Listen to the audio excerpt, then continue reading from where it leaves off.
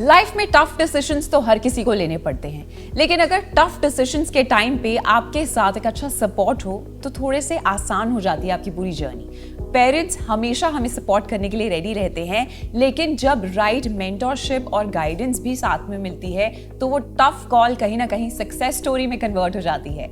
आज मेरे साथ एक ऐसे ही स्टूडेंट हैं जिन्होंने वो टफ कॉल लिया और आज एक सक्सेस स्टोरी वो आप सबको एक्सप्रेस करना चाहते हैं। सो मेरे साथ फिलहाल इस वक्त है Mridul. Hi Mridul. Hi ma'am.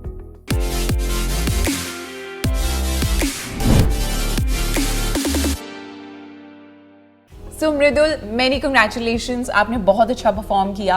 How are you feeling right now? I am feeling good. So tell me, ये एक्साइटमेंट आपकी फैमिली में भी है या सिर्फ आप तक ही है? मैम सबको है, मतलब सारे बहुत खुश हैं। ओके, सो क्योंकि आपने बोला सारे खुश हैं, तो आपकी फैमिली में ये जो इंजीनियरिंग का सिलसिला था वहीं से आपका ये ड्रीम स्टार्ट हुआ या इसकी कहानी कुछ और है?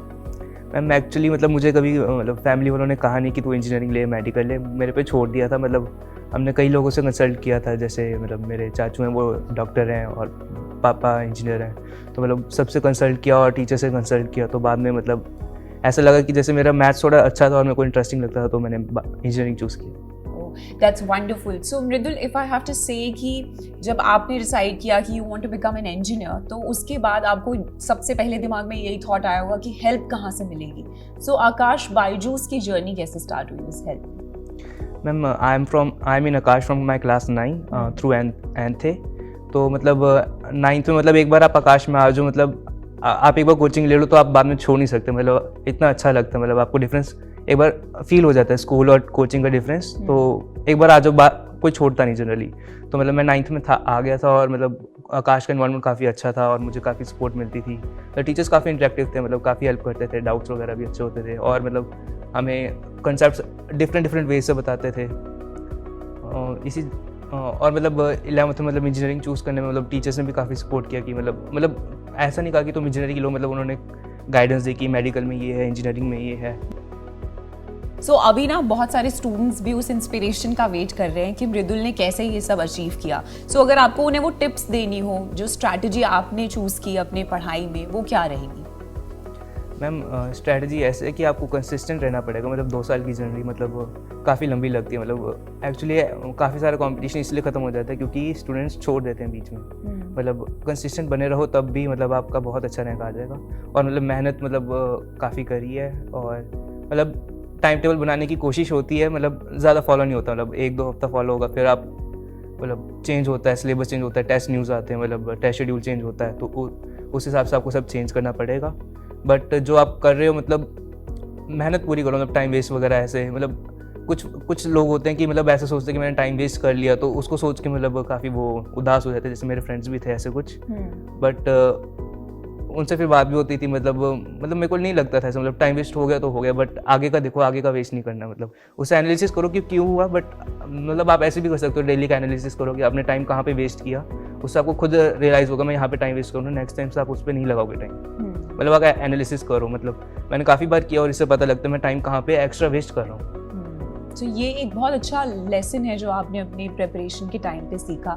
लेकिन अगर मैं बात करूँ, आपने फ्रेंड्स और उदासी की भी बात की। आई एम श्योर आपकी भी पूरी इस जर्नी में ऐसे फेजेस रहे होंगे जहाँ पे अप्स भी थे तो डाउन्स भी थे। तो जब आपने डाउन फील किया, थोड़ा सा स्ट्रेस्ड फील किया, उस टाइम आपने क्या किया अपने आप को वापस कम बैक जो होता है, तो आपका कम बैक क्या था?